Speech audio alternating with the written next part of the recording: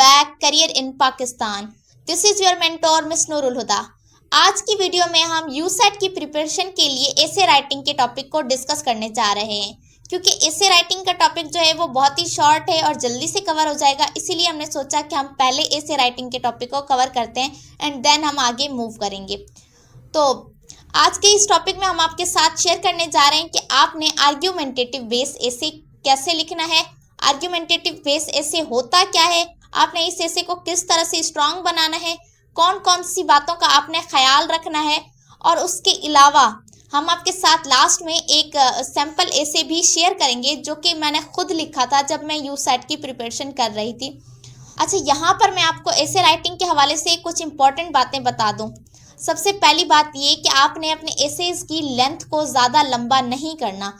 आपको एसे लिखने के लिए लिमिटेड पेपर दिया जाता है एंड आपके पास जस्ट 40 मिनट्स होते हैं जिसमें आपने आर्ग्यूमेंटेटिव एसे और नरेटिव एसे दोनों लिखने होते हैं।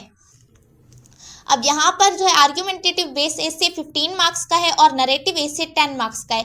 तो इट मीन्स कि आपने आर्ग्यूमेंटेटिव एसे पर थोड़ा ज़्यादा ध्यान देना है और मैं आपको ये रिकमेंड करूँगी कि आप एसे लिखते हुए आर्ग्यूमेंटेटिव बेस एसे की जो लेंथ है वो एक पैराग्राफ ज़्यादा रखें नरेटिव बेस एसे के कंपैरिजन में।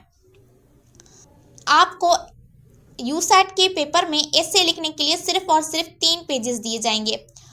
अच्छा, आप लोगों को याद होगा कि हम जब भी बोर्ड की एग्ज़ाम देते हैं हमारी आंसर शीट फिल हो जाती है, तब हम उनसे एक सप्ली लेते हैं आगे लिखने के लिए। तो बेसिकली आपको उसी तरह की एक सप्ली दी जाएगी एसे लिखने के लिए, जिसकी एक साइड पर आपका नेम, CNIC नंबर, मोनोग्राम और ये सारी चीज़ें मेंशन होती हैं, और आपके पास सिर्फ 3 पेजेस ही होते हैं ये दोनों एसे लिखने के लिए। तो आपने ये मेक श्योर कर लेना है कि आपके एसे की लेंथ इतनी होनी चाहिए जिस पर दोनों एसे आ जाने चाहिए। देन हम आपके साथ अब वो 5 मेन पॉइंट्स शेयर करने जा रहे हैं जो कि बहुत ज़्यादा ज़रूरी हैं। अगर आपने उन 5 पॉइंट्स का ख्याल रखा तो मैं आपको ये गारंटी देती हूँ कि आप आर्ग्यूमेंटेटिव बेस एसे में कंप्लीट मार्क्स सिक्योर कर लेंगे। तो आइए बिना किसी टाइम ज़ाया किए बढ़ते हैं आर्ग्यूमेंटेटिव बेस एसे के उन 5 मेन पॉइंट्स की तरफ। तो ये वो 5 मेन पॉइंट्स हैं जिनका आपने ख्याल रखते हुए आर्ग्यूमेंटेटिव बेस एसे लिखना है। यहाँ मैं आपको सबसे पहले बता दूं कि आर्ग्यूमेंटेटिव एसे होता क्या है। तो बेसिकली आर्ग्यूमेंटेटिव बेस एसे होता है जिसमें आपको दलाइल देने होते हैं, यानी आपको कुछ इस तरह का टॉपिक दिया जाएगा जिसमें या तो आप पॉजिटिव साइड पकड़ेंगे या नेगेटिव साइड पकड़ेंगे, और आपने फिर उस एक चीज़ के हक में दलाइल देने होंगे और उसको दलाइल से साबित करना होगा। जैसे यहाँ पर आपको टॉपिक दे दिया जाता है सोशल मीडिया के फ़वाइद और नुकसानात। इस एसे में आपके पास 2 चॉइसेस हैं, या तो आप सोशल मीडिया के फ़ायदे बताएं या तो आप सोशल मीडिया के नुकसान बताएं। आप दोनों चीज़ें नहीं बता सकते, आपको सिर्फ एक साइड का टॉपिक चूज़ करना होगा और फिर उसी पर दलाइल देकर आपको साबित करना होगा कि अगर सोशल मीडिया के नुकसान हैं तो क्यों क्यों हैं और कौन कौन से नुकसानात हैं, और अगर आप उसकी पॉजिटिव साइड ले रहे हैं तब आपको ये बताना होगा कि सोशल मीडिया के क्या क्या फ़ायदे हैं और कैसे कैसे हैं। तो आपने इस एसे में सिर्फ एक साइड पकड़ लेनी है और उसी साइड को एक्सप्लेन करते जाना है। उम्मीद है कि आपको समझ में आ गया होगा कि आर्ग्यूमेंटेटिव एसे क्या होता है। तो आपने ये मेक श्योर करना है कि आप जो एसे लिख रहे हैं उसमें आपके आर्ग्यूमेंट्स स्ट्रांग होने चाहिए, आपके दलाइल जो हैं वो मजबूत दलाइल होने चाहिए। तो आइए हम देख लेते हैं इन 5 मेन पॉइंट्स को जो हमें कवर करने हैं आर्ग्यूमेंटेटिव एसे लिखने के लिए। इनमें पहला पॉइंट है हमारे पास आउटलाइंस। आप जो भी एसे लिख रहे हैं सबका उसका जो मेन पॉइंट होता है या मेन चीज़ होती है वो उसकी आउटलाइंस होती हैं कि आप उस एसे में क्या क्या बताने जा रहे हैं। लेट्स सपोज आप सोशल मीडिया की बात कर रहे हैं, सोशल मीडिया के एडवांटेजेस की, तो आपने पहले उसकी आउटलाइंस देनी है कि सोशल मीडिया के बिजनेस की फील्ड में क्या फ़ायदे हैं, सोशल मीडिया के एजुकेशन फील्ड में क्या फ़ायदे हैं, सोशल मीडिया के डेली लाइफ में क्या फ़ायदे हैं, अच्छा सोशल मीडिया के कम्युनिकेशन में किस तरह से फ़ायदे हैं। तो आपने इस तरह से उनकी आउटलाइंस बना लेनी है। आप वो जितने भी 4-5 पैराग्राफ लिखने जा रहे हैं तो आपने उनके जो टाइटल बनाने हैं और उनको आउटलाइंस में लिख लेना है। एंड लास्ट में आपकी आउटलाइन में एक लास्ट आउटलाइन जो है वो कंक्लूजन की होनी चाहिए। अपने आउटलाइंस पर खास फोकस करना है। नेक्स्ट आ जाता है इंट्रोडक्शन। अब आप जो भी एसे स्टार्ट करें, जो भी एसे लिखना स्टार्ट करें, पहले आपने उसकी आउटलाइंस बना ली, देन आपने उसका आपका जो इंट्रोडक्टरी पैराग्राफ होना चाहिए वो इतना स्ट्रांग होना चाहिए कि पढ़ने वाले को अंदाज़ा हो जाए कि इसमें आपने जो भी लिखा है वो कंटेंट काफ़ी बेहतर है, और उसमें आपने ये क्लियरली बताना है कि आप उसकी पॉजिटिव साइड ले रहे हैं या नेगेटिव साइड ले रहे हैं। तो उसको ये पता चल जाएगा कि आप कौन सी साइड ले रहे हैं, और आपने फिर उस साइड को साबित करना है। तो आपने इंट्रोडक्शन उसका स्ट्रांग लेना है। एंड देन काफ़ी स्टूडेंट क्या करते हैं कि जो भी उनको कंटेंट मिला या इस तरह से लिखना शुरू कर दिया, तरतीब नहीं होती। तो आपने इस तरतीब का ख्याल रखते हुए जाना है ताकि आपका इंट्रोडक्शन स्ट्रांग हो। नेक्स्ट है आपका कंटेंट और बॉडी। अब आपका जो कंटेंट है या बॉडी है वो आपकी आउटलाइंस से हटकर नहीं होना चाहिए। यानी आपने जितनी 4-5 आउटलाइंस बनाई हैं तो आपका कंटेंट सिर्फ और सिर्फ उन 4-5 आउटलाइंस पर ही डिपेंड करना चाहिए। उसके अलावा आपने कोई चीज़ अपनी तरफ से ऐड नहीं कर देनी। आपने जो भी लिखना है आपने वो आउटलाइन में बता देना है पहले। उसके बाद जो है आपने एक आउटलाइन को पकड़ा, उस पर पैराग्राफ कंप्लीट किया। अब आपने जो नेक्स्ट पैराग्राफ लिखना है वो आपकी नेक्स्ट आउटलाइन पर होना चाहिए, और उस नेक्स्ट पैराग्राफ में अब आप पिछले वाली आउटलाइन को डिस्क्राइब नहीं करेंगे। इससे आपने अपने कंटेंट को सीक्वेंस वाइज लिखते जाना है। नेक्स्ट आ जाता है हमारे पास कोटेशंस और पोएट्री। अच्छा, कोटेशंस या पोएट्री ये आपके मजमून को एक स्ट्रॉन्ग मजमून बनाती है। लेट्स सपोज अगर आपको किसी नॉर्मल एसे पर जो है 15 में से 12 मार्क्स मिल रहे हैं या 13 मिल रहे हैं, अगर आप उसमें कोटेशंस या पोएट्री ऐड करते हैं तो आपको उस एसे में कंप्लीट 15 मार्क्स मिल सकते हैं। उसके चांसेस बढ़ जाते हैं। क्यों? क्योंकि कोटेशंस जो है वो आपके एसे को डेकोर कर रही होती हैं। डेकोर किस तरह से कर रही होती हैं? अब देखिए, कोटेशंस बेसिकली क्या होते हैं?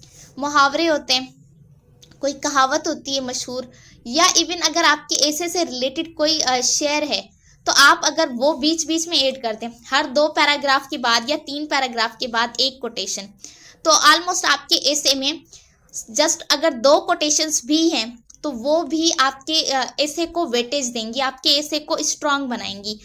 अगर आप उर्दू में ऐसे लिख रहे हैं और उस टॉपिक के हवाले से आप अल्लामा इकबाल का कोई शेयर लिख देते हैं तो ये आपके एसे को और ज़्यादा स्ट्रांग बना देगा।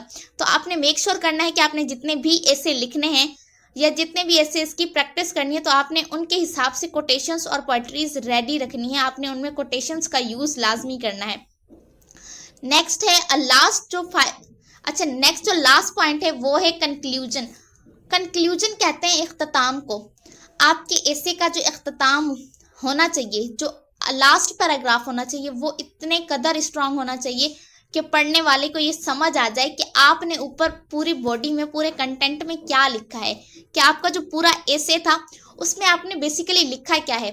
तो आपका वो जो लास्ट पैराग्राफ होता है कंक्लूजन का, इख्तिताम का, बेसिकली वो आपके पूरे एसे का निचोड़ होता है। पढ़ने वाले को ये आइडिया हो जाता है कि आपने एसे में क्या बताया है और कितने कदर स्ट्रांग तरीके से बताया है। अगर आपकी ये 5 चीज़ें स्ट्रांग हैं देन मैं आपको गारंटी देती हूँ कि आप आर्ग्यूमेंटेटिव बेस एसे में फुल मार्क्स सिक्योर करेंगे। अब मैं आपको एक सैम्पल आर्ग्यूमेंटेटिव एसे दिखा देती हूँ जो कि मैंने खुद लिखा था अपनी प्रिपरेशन के टाइम पे। मैंने अपने तमाम एसे उर्दू में प्रिपेयर किए थे, तो मैं आपको आर्ग्यूमेंटेटिव बेस एसे उर्दू में ही दिखा देती हूँ और मैं आपको दिखा देती हूँ कि मैंने इन 5 पॉइंट्स को अपने एसे में किस तरह से यूज़ किया है, किस तरह से मैंने कोटेशंस को यूटिलाइज किया है। तो आइए अब मैं आपको अपना वो रजिस्टर दिखाती हूँ जिसमें मैंने ये एसे लिखे हैं। तो ये मैं आपके साथ एक एसे शेयर करने जा रही हूँ जो मैंने अपने टाइम पर प्रिपेयर किया था। मैंने काफ़ी ऐसे प्रिपेयर किए हैं जो मैं आपके साथ शेयर करती रहूँगी नेक्स्ट वीडियोज़ में। तो ये उनमें से एक आर्ग्यूमेंटेटिव बेस एसे है, क्योंकि मैंने उर्दू में ही ऐसे प्रिपेयर किए थे तो आपको मेरे नोट्स भी उर्दू में ही मिलेंगे। तो मेरे इस एसे का टॉपिक है सोशल मीडिया और इंटरनेट के फ़वाइद और नुकसान। यानी आपको या तो सोशल मीडिया पर मिल जाए या आपको इंटरनेट, इन दोनों में से किसी भी टॉपिक पर आपको अगर ऐसे लिखने के लिए मिल जाए तो आप इस एक को यूटिलाइज कर सकते हैं। तो यहाँ पर सबसे पहले आ जाता है खाका।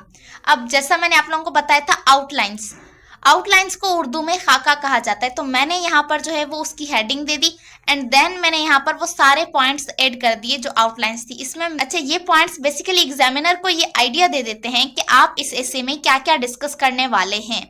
तो वो यहाँ से पढ़कर ये अंदाज़ा लगा लेता है कि आपने आगे इस एसे में चलकर क्या क्या बताना है। तो यहाँ पर मैंने जैसे पहला पॉइंट लिखा है इंटरनेट या सोशल मीडिया की अहमियत, मालूमात की रसाई, तालीमी मौके, कारोबारी तरक्की और फ्रीलांसिंग, समाजी रवाबित और आलमी ताल्लुकात, एंड लास्ट में मैंने आपको जो पॉइंट बताया था कंक्लूजन, तो उसको मैंने उर्दू में लिख दिया है इख्तिताम। अब जैसा कि ये मैंने इंट्रोडक्शन लिया है, ये मेरा इंट्रोडक्टरी पैराग्राफ है जिसमें मैंने एक कोटेशन भी ऐड कर दी है। तो हम देख लेते हैं इस इंट्रोडक्शन को कि मैंने किस तरह से स्टार्टअप लिया था, आप भी इसी तरह से ले सकते हैं। आपको यहाँ से हिंट और आइडिया मिल जाएगा कि आपने किस तरह से एक स्ट्रॉन्ग एसे लिखना है। अच्छा, तो ये इंट्रोडक्शन है। सोशल मीडिया और इंटरनेट आज के दौर का सबसे बड़ा इनकलाब है। ये इंसान को जदीद तरीन मालूमात तक रसाई और दुनिया भर में राब्ते का जरिया फराहम करते हैं। एक शायर का कहना है कि नई मंजिल की जुस्तजू में निकले हैं हम, अब दरो दीवार में नहीं कैद ये कदम। तो बेसिकली ये यहाँ तक जो है मेरा इंट्रोडक्टरी पैराग्राफ है, जहाँ पर मैंने इसका बेसिकली सोशल मीडिया या इंटरनेट का इंट्रोडक्शन दिया और साथ साथ एक कोटेशन भी ऐड कर दी। अच्छा, यहाँ पर मैं आपको ये बात बता दूं कि मेरे इस एसे की लेंथ थोड़ी ज़्यादा है, क्योंकि जब मैं प्रिपरेशन कर रही थी तो मुझे गाइड करने वाला कोई भी नहीं था कि आपको इसकी लेंथ कितनी रखनी है। तो मेरे एसे जो है वो थोड़ा लेंथी थे। आपने इससे लेंथ थोड़ी कम रखनी है, क्योंकि वहाँ पर आपको इतना ज़्यादा पेपर प्रोवाइड नहीं किया जाता है इसे लिखने के लिए, और ना ही इतना टाइम होता है। अब हम मूव करते हैं नेक्स्ट पैराग्राफ। इसका जो नेक्स्ट पैराग्राफ है वो मालूमात की रसाई, उसके हवाले से नेक्स्ट आउटलाइन। सबसे पहले इंटरनेट और सोशल मीडिया ने हमें इल्म के वसी ज़ख़ीरे तक रसाई दी है। पहले जो मालूमात महदूद थी, अब वो एक बटन दबाने की दूरी पर है। दुनिया के हर शोबे में इंटरनेट ने रसाई को आसान बनाया है और लोगों को तहकीक व इल्म के मैदान में आगे बढ़ने के मौके दिए हैं। इसी हवाले से एक मारूफ कॉल है कि यहाँ मैंने अगेन कोटेशन ऐड की है, इल्म ताकत है और इंटरनेट इसकी कुंजी। तो अब आप देख सकते हैं कि मैंने किस तरह से एक एक आउटलाइन को जो है यूटिलाइज किया है और उसके साथ कोटेशंस ऐड की हैं। यहाँ पर अब जैसे देखें इंट्रोडक्टरी पैराग्राफ में मैंने जस्ट इंट्रोडक्शन ऐड किया था, कुछ ज़्यादा नहीं। अब जब मैंने ये जो नेक्स्ट पैराग्राफ लिखा है, ये मेरा पैराग्राफ है मालूमात की रसाई, उसके हवाले से। तो आप यहाँ पर देख लें, यहाँ पर मैंने दूसरी कोई भी चीज़ ऐड नहीं की। यहाँ पर मैंने सिर्फ मालूमात की रसाई के हवाले से ही लिखा है कि सोशल मीडिया किस तरह से हमें मुख्तलिफ मालूमात तक रसाई पहुँचाती है। अब मेरा नेक्स्ट पैराग्राफ है, दूसरा अहम पहलू तालीमी मौके हैं। सोशल मीडिया और इंटरनेट ने दुनिया के बेहतरीन तालीमी मवाद को हर एक की दस्तरस में दिया है। तलबा ऑनलाइन कोर्सेज के ज़रिए आला तालीम और मुख्तलिफ महारतें हासिल कर सकते हैं। ये दौर तालीम का बेहतरीन ज़रिया बन चुका है, जिससे उन लोगों को भी तालीम के मौके मिलते हैं जो रिवायती तालीमी इदारों तक रसाई नहीं रखते। अब यहाँ पर मैंने जस्ट सोशल मीडिया के एजुकेशनल फील्ड में क्या क्या बेनिफिट्स हैं उन्हीं को डिस्क्राइब किया है। अगेन मैंने इसमें कोई ऐसी चीज़ पुट नहीं की। और आपने ये चीज़ कॉमनली नोट की होगी कि मैंने यहाँ पर कहीं पर भी जो है सोशल मीडिया के किसी नुकसान को डिस्क्राइब नहीं किया। क्यों? क्योंकि मैं जो है वो सोशल मीडिया के फेवर में ऐसे लिख रही हूँ, तो मैं सोशल मीडिया के फेवर में ही आर्ग्यूमेंट्स दूंगी। अब जो नेक्स्ट पैराग्राफ है वो है तीसरा पहलू कारोबारी तरक्की है। इंटरनेट ने फ्रीलांसिंग और ऑनलाइन शॉपिंग जैसे शोबों में इनकलाब बर्पा कर दिया है। छोटे कारोबार अब अपनी अशिया आलमी सतह पर फरोख्त कर सकते हैं। इसके अलावा बेशुमार लोगों को ऑनलाइन रोजगार के मौके मिले हैं। इंटरनेट ने दुनिया को कारोबार के एक नए दौर में दाखिल कर दिया है। तो अब आप यहाँ देखें, यहाँ पर जो है वो इंटरनेट या सोशल मीडिया का यूज़ मैंने कारोबारी फील्ड में बताया है, यानी बिजनेस की फील्ड में या प्रोफेशनल फील्ड में उसका किस तरह से यूज़ किया जाता है। नेक्स्ट पैराग्राफ है, मजीद ये कि सोशल मीडिया ने लोगों को एक दूसरे के करीब कर दिया है। आज के दौर में दूर दराज के रिश्तेदार और दोस्त एक दूसरे से लम्हों में जुड़ सकते हैं। ये प्लेटफॉर्म्स समाजी राब्तों को मुस्तहकम बनाते हैं और लोगों को अपनी बात कहने का मौका देते हैं। जैसा कि एक बुजुर्ग ने कहा है कि, अब अगेन यहाँ पर एक कोटेशन है, ये फासले जो कभी पहाड़ बनकर रहते थे, इंटरनेट ने इन्हें रास्ता बना दिया है। तो आप देखिए मेरे इस एसे में 3 कोटेशंस आ गई हैं। तो आप सोच सकते हैं कि जो एक एसे लिखा उसमें 3 कोटेशंस ऐड की गई हों तो वो उस एसे को किस तरह से स्ट्रॉन्ग बना सकती हैं। अब हम आते हैं लास्ट पैराग्राफ जो कि कंक्लूजन है, इख्तिताम उस पर। और ये आपके एसे का इम्पॉर्टेंट पार्ट होता है। जिस तरह से आउटलाइंस का एक इम्पॉर्टेंट रोल होता है ना, जिस तरह से आउटलाइंस आपके एसे को एक स्ट्रॉन्ग एसे बनाती हैं, पढ़ने वाले को आइडिया देती हैं कि आप क्या डिस्क्राइब करने जा रहे हैं, वहीं आपका स्ट्रॉन्ग कंक्लूजन पढ़ने वाले पर एक बेहतरीन इंप्रेशन डालता है कि जब आपने स्टार्ट इतना अच्छा लिया है और एंड इतना अच्छा किया तो दरमियान में भी यकीनन आपने बेहतरीन चीज़ें ही ऐड की होंगी। तो यहाँ पर अब हम इसका इख्तिताम देख लेते हैं। इंटरनेट और सोशल मीडिया के बेशुमार फ़वाइद हैं जिन्होंने इंसानियत को आगे बढ़ने का मौका फराहम किया है। जहाँ मालूमात तक रसाई, तालीम और कारोबारी तरक्की के मौके हैं, वहीं लोगों को जुड़ने और आलमी रवाबित मजबूत बनाने का जरिया भी है। इसीलिए ये कहना गलत ना होगा कि इंटरनेट और सोशल मीडिया के इस्तेमाल से दुनिया एक बेहतरीन जगह बन सकती है अगर इसे मस्बत अंदाज में इस्तेमाल किया जाए तो। अब आप यहाँ देखें, यहाँ पर मैंने सिंपली जस्ट एक हिंट दे दी है कि इस चीज़ को आपने पॉजिटिव वे में यूज़ करना है। अदरवाइज मैंने जो भी चीज़ बताई है वो सोशल मीडिया के फेवर में बताई है, तो आप इसे एक स्ट्रॉन्ग आर्गुमेंटेटिव ऐसे कह सकते हैं क्योंकि इसमें सारे जो दलाइल हैं वो सोशल मीडिया के फेवर में मैंने दिए हैं। एंड कंक्लूजन में आप देख सकते हैं कि मैंने वो सारे आउटलाइंस, जितनी भी आउटलाइंस मैंने बनाई थी, तकरीबन मेरे ख्याल में 5 आउटलाइंस थी या 6, तो वो जितनी भी आउटलाइंस मैंने बनाई थी उन सब आउटलाइंस को मैंने इस लास्ट पैराग्राफ में जो है वो कंक्लूड किया है। इसमें मैंने ये सारी चीज़ें मेंशन की हैं कि किस तरह से वो मालूमात तक रसाई, तालीम और कारोबारी तरक्की। अब आप देखें, मैंने उससे नॉलेज गेन, फिर एजुकेशन, फिर बिजनेस एंड देन जो कम्युनिकेशन होती है लोगों के दरमियान, तो उन सबको मैंने यहाँ पर डिस्क्राइब कर दिया है जस्ट इस एक पैराग्राफ में कि सोशल मीडिया के इन सारी चीज़ों की फील्ड में फ़ायदे हैं। तो इस तरह से आप अपने ऐसे का एक स्ट्रॉन्ग कंक्लूजन भी लिख सकते हैं। ये मैंने आपसे जस्ट एक ऐसे शेयर किया है। इंशाल्लाह मैं आने वाली वीडियोस में आपके साथ ऐसे के मजीद टॉपिक्स शेयर करती रहूँगी और सैम्पल ऐसे भी शेयर करती रहूँगी। और अगर आप इंग्लिश में ऐसे लिखना चाह रहे हैं तो आप मेरे इस हैंड रिटन ऐसे को इंग्लिश में कन्वर्ट करके लिख सकते हैं, और अगर आप उर्दू में लिखना चाह रहे हैं तो भी ठीक है, आप इसे उर्दू में भी प्रिपेयर कर सकते हैं। ये डिपेंड करता है कि आपको कौन सी लैंग्वेज ईजी लग रही है और आप कौन सी लैंग्वेज में बेहतरीन तरीके से लिख सकते हैं।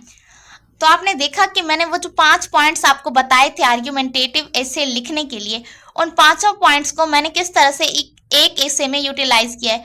तो आज मैंने आपके साथ ये डिस्कस किया कि आपने आर्ग्यूमेंटेटिव ऐसे कैसे लिखना है, उसमें कौन कौन से पॉइंट्स का ख्याल रखना है, एंड देन मैंने आपके साथ एक सैंपल भी शेयर किया कि उन 5 पॉइंट्स को किस तरह से आर्ग्यूमेंटेटिव ऐसे में यूज़ किया गया है।